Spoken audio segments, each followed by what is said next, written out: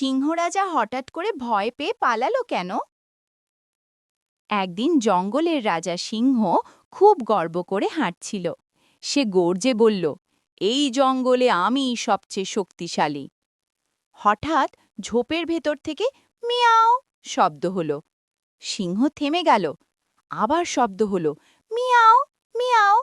সিংহ ভাবল, এটা নিশ্চয়ই ভয়ঙ্কর কোনো দানব। ভয়ে সে দৌড় দিল। দৌড়াতে দৌড়াতে সামনে এসে পড়ে এক ছোট্ট বিড়ালের সামনে। বিড়ালটা বলল, এই সিংহ ভাই, এত দৌড়াচ্ছেন কেন? সিংহ হাঁপাতে হাঁপাতে বলল, ওই ঝোপে ভয়ঙ্কর এক দানব আছে, মিয়াও মিয়াও করছে। বিড়াল হেসে বলল, আরে ভাই, সেটা তো আমি। তারপর পুরো জঙ্গল হাসতে হাসতে গড়াগড়ি। কখনো কখনো ছোট ভয়কেই আমরা বড় দানব ভাবি। ভিডিওটা ভালো লাগলে লাইক দাও, শেয়ার করো, আর এমন মজার গল্প পেতে চ্যানেলটা সাবস্ক্রাইব করো।